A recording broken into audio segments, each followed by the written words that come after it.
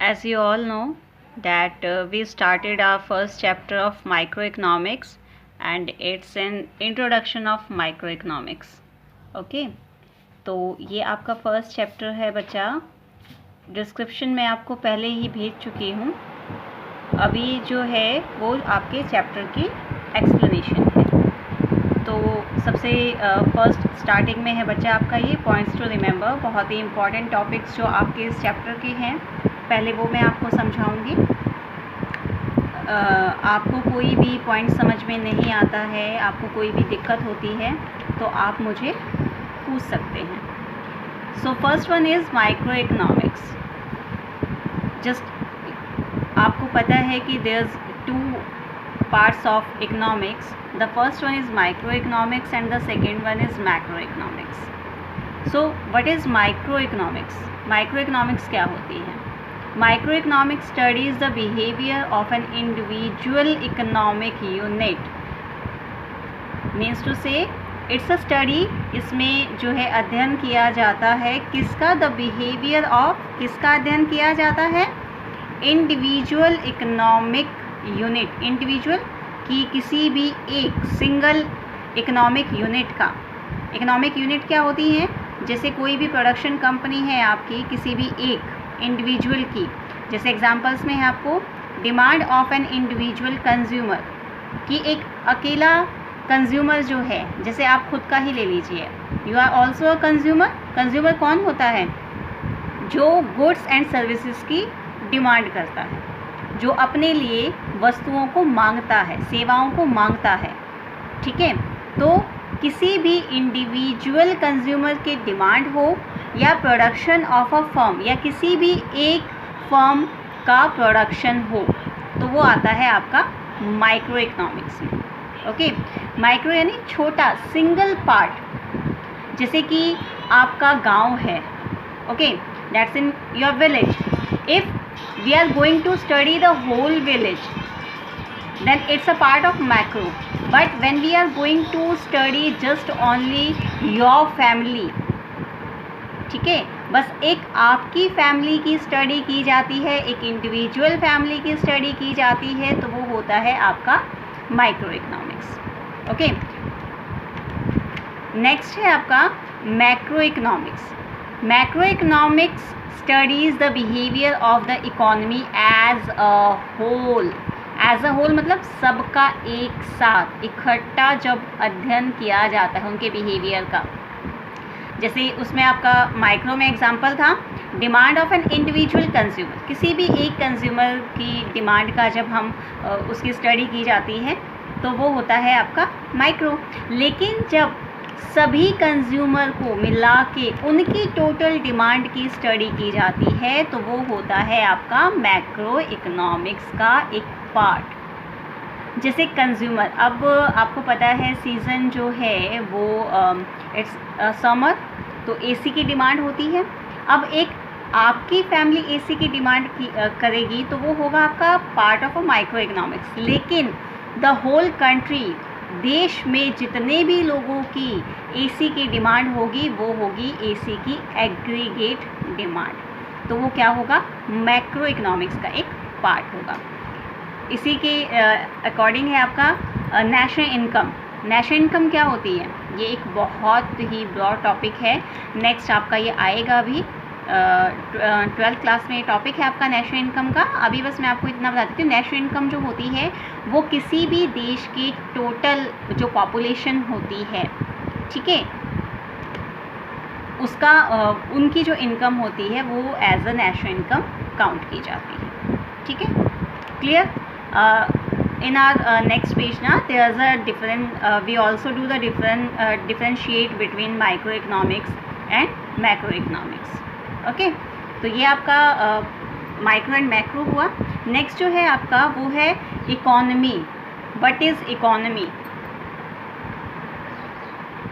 Third point जो आपका है यहाँ पे an economy. An economy is a system that helps to produce goods and services and enables people to earn their living. कि जो economy होती है, देखो आपने सुना होगा इकोनॉमी एंड इकोनॉमिक्स. लेकिन दोनों अलग अलग चीज़ें हैं। इकोनॉमी एक अलग टॉपिक है, इकोनॉमिक्स एक अलग टॉपिक है, वो भी हम आगे देखेंगे। लेकिन यहाँ जो आपका मेन है वो है इकोनॉमी क्या होती है, अर्थव्यवस्था क्या होती है। वो होती है, वो एक ऐसा सिस्टम है दैट हेल्प्स टू प्रोड्यूस, जो मदद देता है गुड्स एंड सर्विसेज को प्रोड्यूस करने में, and enables people to earn their living, और लोगों को इस काबिल बनाता है कि वो अपनी जीविका को चलाने के लिए धन कमा सके। ठीक है, क्लियर हुआ आपको कि जो इकोनॉमी होती है, जो अर्थव्यवस्था होती है, वो एक ऐसा सिस्टम है जो लोगों को गुड्स एंड सर्विसेज प्रोड्यूस करने में हेल्प देती हैं, साथ ही उनको उनकी आजीविका कमाने में भी सहायता देती हैं। Okay, next is your economic problem, कि इकोनॉमिक प्रॉब्लम क्या होती है। इकोनॉमिक प्रॉब्लम जो होती है is the problem of making the choice of the use of square resources for satisfying unlimited human wants. बहुत ही इम्पॉर्टेंट टॉपिक है ये आपका इकोनॉमिक प्रॉब्लम का।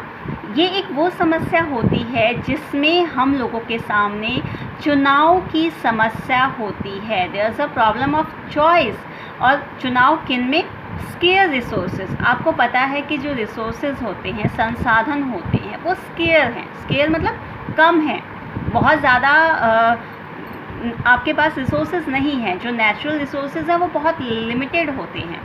तो जो ह्यूमन होते हैं वो अपनी वांट्स को सेटिस्फाई करने के लिए, ठीक है, वांट्स कैसी, अनलिमिटेड, क्योंकि ह्यूमन है तो ह्यूमन बिहेवियर है कि जो भी हमारी वांट्स होती हैं वो लिमिट में नहीं होती हैं। अपने वांट्स को सेटिस्फाई करने के लिए हमें जो स्केयर रिसोर्सेज हैं उनमें चुनाव की जो समस्या होती है। देखिए मैं आपको एग्जांपल देती हूँ, इसके लिए बहुत ही अच्छा एग्जांपल है। Just like you take a milk, okay, there is a various uses of milk, है ना।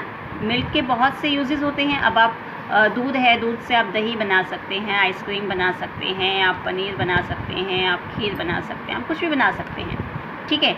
ये आपकी वांट्स है जो अनलिमिटेड है आपके मिल्क के यूजेस को लेके।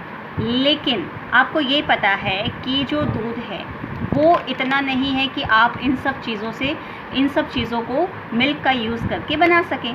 तो आप क्या करेंगे, आप उसमें चॉइस होगी कि आप जो है मिल्क का यूज़, ठीक है, मेनली किस चीज़ के लिए करेंगे। या तो आप दही जमा लीजिए, या आप आइसक्रीम बना लीजिए, ठीक है, या दही आइसक्रीम दोनों बन गए हैं तो भी बाकी के जो आपके यूजेस हैं वो तो आप उस अपनी वांट्स को सेटिस्फाई नहीं कर पाएंगे।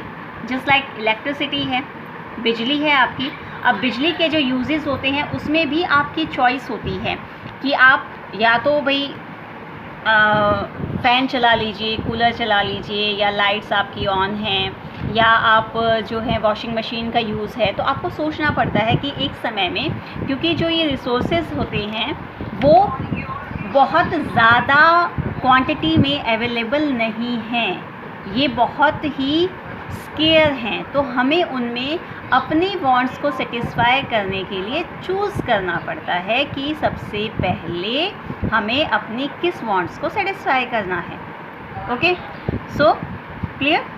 नेक्स्ट है आपका कॉजेज़ ऑफ इकोनॉमिक प्रॉब्लम। ये जो इकोनॉमिक प्रॉब्लम होती है ये मेनली होती क्यों है, क्या वजह है इस इकोनॉमिक प्रॉब्लम के होने की। तो इसकी जो रीज़न है वो सबसे पहला है अनलिमिटेड ह्यूमन वांट्स। जैसा कि मैंने अभी आपको बताया कि जो ह्यूमन वांट्स है वो अनलिमिटेड हैं, इंसान की जो इच्छाएं हैं वो ख़त्म ही नहीं होती हैं। Second, scarcity of economic resources. Resources जो होते हैं वो स्केयर होते हैं। आपने रिसोर्सेज का चैप्टर जो है अपने एसएस में भी पढ़ा है। रिसोर्सेज होते क्या हैं, जो किसी भी ह्यूमन वांट को सेटिस्फाई करते हैं। इसमें आप कुछ भी ले सकते हैं, वाटर है आपका, इलेक्ट्रिसिटी है आपका, मिल्क है, ठीक है। तो ये सभी आपके रिसोर्सेज होते हैं। तो ये है आपका कॉजेज़ ऑफ इकोनॉमिक प्रॉब्लम की। इकोनॉमिक प्रॉब्लम होती क्यों है, क्योंकि अनलिमिटेड ह्यूमन वांट्स होती हैं, साथ ही स्केयरसिटी ऑफ इकोनॉमिक रिसोर्सेज होती हैं, ठीक है। तो आज के लिए बेटा इतना ही है, ये मेन आपके पॉइंट्स हैं इस चैप्टर के। इतना आपको समझ में आया तो आप मुझे यस लिख के भेज दीजिए, या कोई भी आपके डाउट हो, आप कुछ पूछना चाहते हैं तो आप वो भी मुझे कमेंट सेक्शन में आके मुझसे पूछ लीजिएगा। ओके, बाय बेटा।